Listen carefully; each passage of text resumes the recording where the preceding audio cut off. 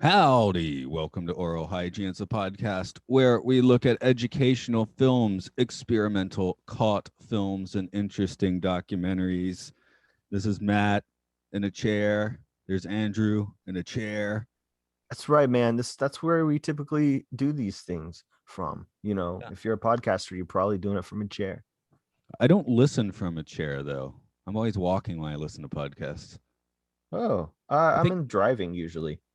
I think I could say always walking. Yeah, I don't think it's pretty rare I've listened to a podcast while not even when I was in the hospital for a bit last year, I'd walk up and down the corridor. Ah, even in the hospital, don't want to sit and listen to a podcast. Well, that's healthy because one would go like, all right, if I was sitting when I did this, I need to at least stand to watch this thing. Yeah, I have a mostly standing job. That probably helps as well. I would say, yeah. I have a standing desk behind me. That's what I use.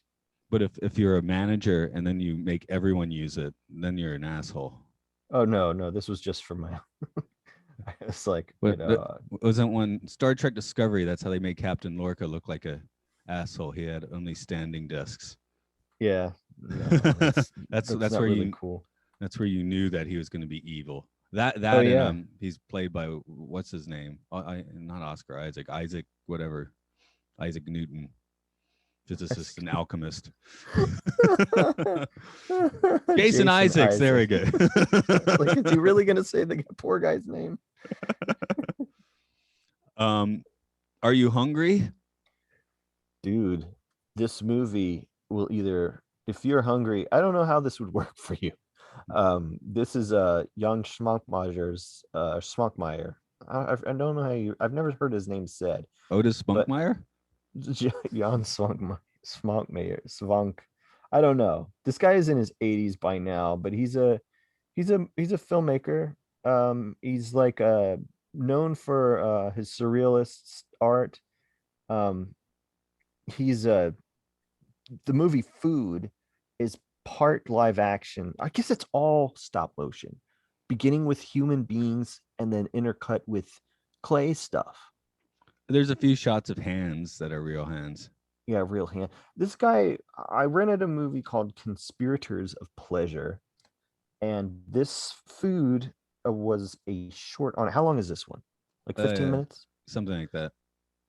Yeah, as we know, doing having anything stop motion that's longer than 5 seconds is really, really time and labor intensive. So you got to give it up for this is the days before 3D printing. Yeah, I was just You thinking know. the actors in this must have like just hated him And by plus the time they finished. they well, okay, the plot is it's two sets of people, right? They sit down, or is it three sets of people sit down for lunch with each other? There's like breakfast, lunch, dinner, Well, the maybe. first one, I saw the first segment as like a vending machine. Oh, Although okay. they do switch, I guess they're technically having whatever together. Yeah, Um, they sit at a table, and then the people in there are the other human actors made with stop motion. So this is an animated film, and they're eating together, but the things take very weird turns as they go. They eat everything from like the in a, I guess essentially what they do, what you'll see them doing is they'll eat the food, then eat the utensils and the dinnerware, then they will begin eating the table, and it gets down to their clothes are being eaten, and then they begin then to eat body parts. Cannibalism. Pretty awesome. I mean, I'm for that in any movie. So We had this is a dinner very, alone though. Dinner was alone. That was a soloed meal. yeah, it Table for was. one, please. Yeah. Ending's pretty great. You do get your, I don't know, did this make you think of making clay stuff, or was I always by myself when I made the clay stuff when we were kids? The clay um, animation. I was with you some of the time. Again, it takes so long. You must have been up at like midnight doing that shit. I'm sure I lost interest before that. Okay. I remember being somewhat involved for it. Let's put it that way, but probably not there from start to finish because there's only so much time. And like you said, this takes forever It to does. And make. so I was thinking about how he must have had to, and I'm going into like the making of, because I find it like this movie is an achievement technically. You know, I mean, this came out in 93, 2 or 3, yeah. 92 or 93, whenever Conspirators of Pleasure hit VHS, and then I got into watching like his Faust and Alice and all the classic movies that he made. When I say he, it's Jan Švankmajer. It Not does Otis sound like I'm Spunkmeyer. saying Otis Spunkmeyer, doesn't it? Yeah. It's first name Jan, last name Svankmajer. Wow, you did that with your eyes closed. That's amazing. Uh-huh. I would have had to stare Okay. at the sheet. Well, the people listening to the podcast won't know. But like I've enjoyed his movies for many years. But this one is also, I mean, what would you say? It's comedy, but maybe a little horror. I mean, it's freaky. Body Like it's a bit horror. upsetting. Yeah. Well, why not? You know, Although it's like the Tom and Jerry of body horror. yeah, it goes in, I don't know, there's never any blood when they're chopping. I mean, they seem to be made of, he had to have painted these people the same color as his clay was, you know, because if you Yeah. notice, they're all like free of blemishes and body hair for the most part. There's one guy, the guy who's, well, we'll talk about that when we get to it. He had hair on his chest, but the people, to a degree, in order to match the special effect gags they did, because you know, at any moment when they need to do something that's otherworldly, like when one person eats, whenever someone eats something that's too big for their mouth, it'll suddenly become a clay head, and you know, open and close in a very inhuman sort of a way. Right. Um, I guess we can do like the film. This one does have a 3 act structure that beats you over the head with it, to be honest. Although they're vignettes, I guess, so that's different than a real 3 act structure. But Yeah, it still has a definite end.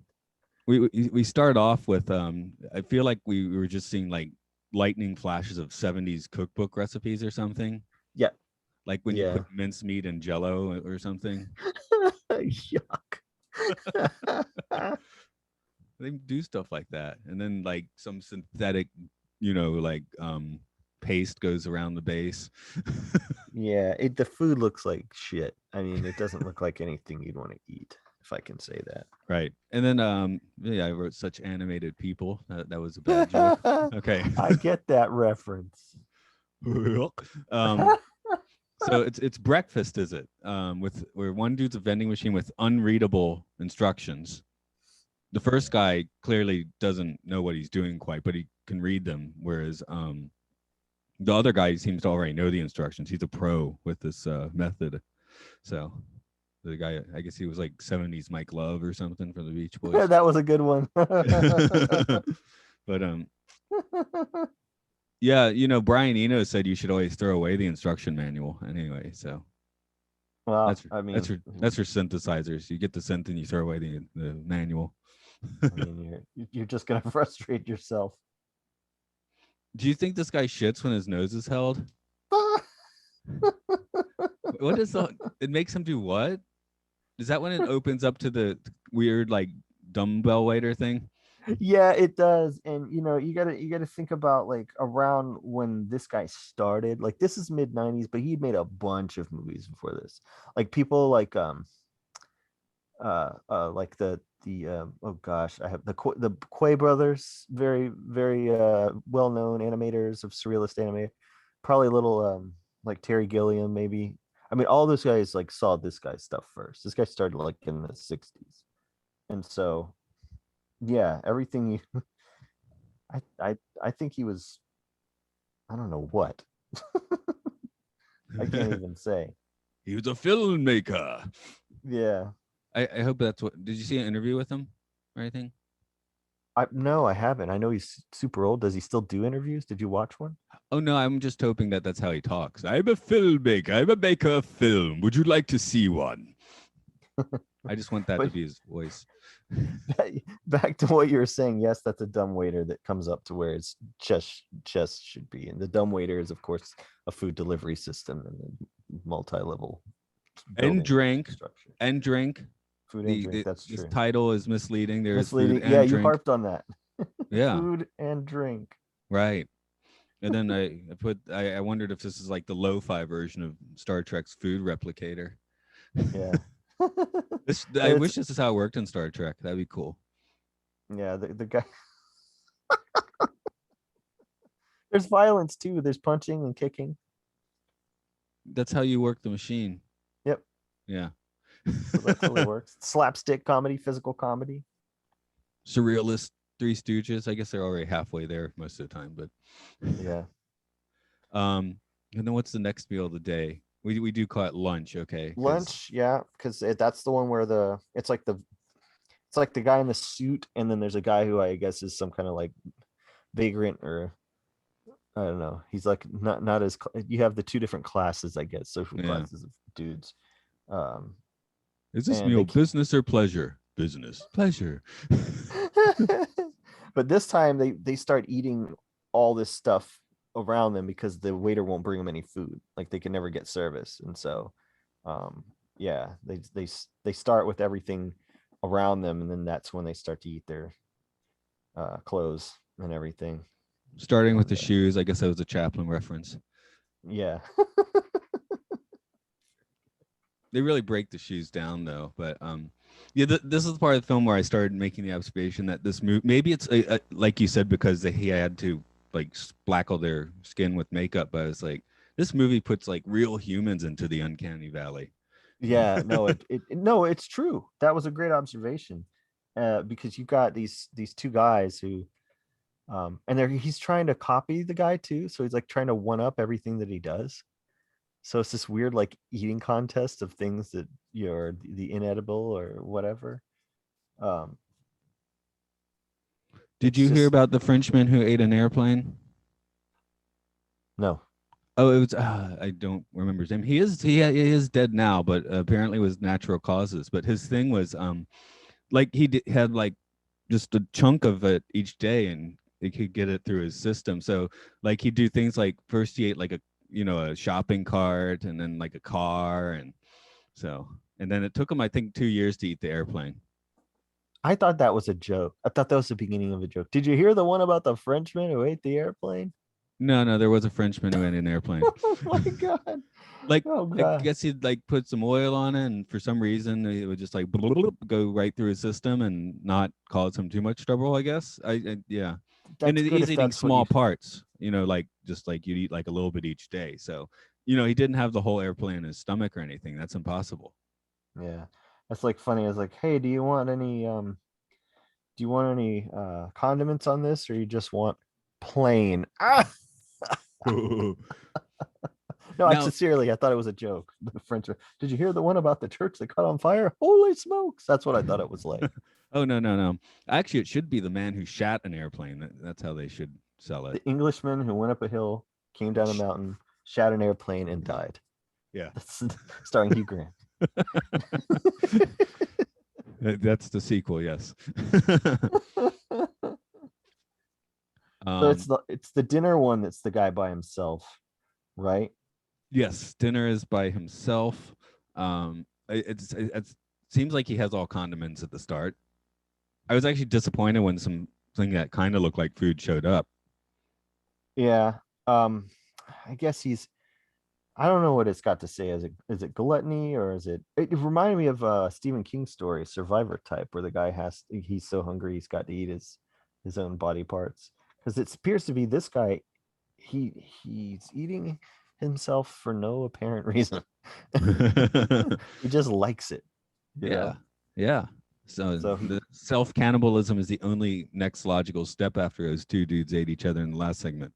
Yeah, so it shows him like he puts his hand out and he starts cutting his hand apart, and but then it just shows random people. This is right near the end, eating random stuff. There's a woman who eats her own breasts, like there are two on a plate, like sunny side up eggs or something, and she cuts into them. There's a guy that eats it. Well, yeah, and the breast one I guess is followed by the main course of the movie is a guy eating his dick and balls. Right. I guess that was a wonkus, but it was too clay looking, I guess. I was like, what is that? Well, the way he covers it as though he's embarrassed. Oh, I guess even though it's sitting on a plate in front of him. You don't just let it let it all hang out, regardless of where it is at that. point. That's why I put at the end of my notes. I was like, the Food Network needs like the naked diner. He or she would just, just try out restaurants and review them. Would just show up unannounced. Yeah. That'd be fun. I'd prefer the naked cannibal diner. He sits down and he starts to, Eat the eat staff. himself. Yeah, or eat himself. That's the one. That's one episode show. Yeah. I want a continuing series. Oh, continuing. Yeah. Well, yeah, I guess he'd be eating someone because he's like, I'm in Bulgaria, and Bulgaria is famous for whatever, like, delectable dish. So I'm gonna eat someone. What do you think, man? Just like a ball of Parmesan cheese. That'd be pretty good. A ball of Parmesan cheese. Yeah. A cheese of Parmesan ball. Yeah. No, you're right. Those genitals look fucked up. Now that I think about it, yeah, they're gross. I mean, there was a clay dick in one of the clay animations that I did. I didn't make it. My dad made it. It was very wrong what we were doing, and of course, I was a kid in the early '90s, so I didn't know. Commercial called the Claymon. Do you remember the Claymon? Hey, man, it's the Claymon. Yeah, I remember that. So horrible. And the idea of it was there was this clay that you can start shaping it, and it will turn into any toy that you want, like a real ass toy. And so, I found what I think the clay was yellow, and so I was just finding like yellow toy cars, yellow action figures, things like that. And so I'd start balling up the clay, and Dad would go, "All right, well, this is where you turn the camera off, and then I'll put the toy in your hand, and then I'll turn it back on, and you're still moving your hand, and then it's the toy." So that was the commercial. So at the end of it, I've set all these things up, all the toys, all the clay, and I'm like, buy it today. And my dad, who unbeknownst to me was making a clay dick and balls the entire time I was doing all this other stuff, just goes wham right on top of everything. Well, that's a good punchline. I know, right? I'm still talking about it here, decades later. A grown man remembers this. Yeah, I remember the yellow clay because we made the vomiting monster as well. Oh yeah. The vomit became a monster. Yeah, One of my best ideas. It's one of the best. I've since shown various of those things to crowds of people. Because they have like amateur movie night or bring your old home movies in night and things like that. And I'm always like, get ready. I do not have the average home movies. What do people just show up with the average home movies to those? Like here's someone's because they're birthday party. No, they're curated by someone, and so something like really boring I don't think would be shown. But there was a guy I know who he owns. You remember the Flicker Theater Bar? Yeah. He and his friends when they were kids made their own Dolomite movie.